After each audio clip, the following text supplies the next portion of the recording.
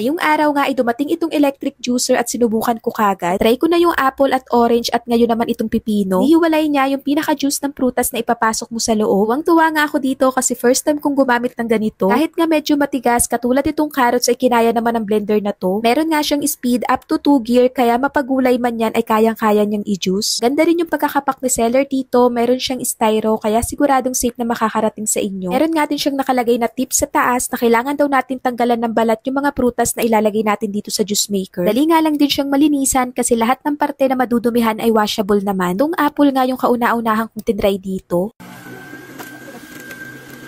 Napakasimple nga lang din ang machine na to kaya kahit sino ay kayang-kayang gumamit. Di pa nga huli ang lahat para magpaka-healthy living at simulan natin sa pag-inom ng mga juices dahil alam naman natin na sobrang ganda ng benefits ito sa katawan natin. Kung gusto nyo rin pala ng ganito, ilalagay ko na lang yung link kung saan to pwede mabili.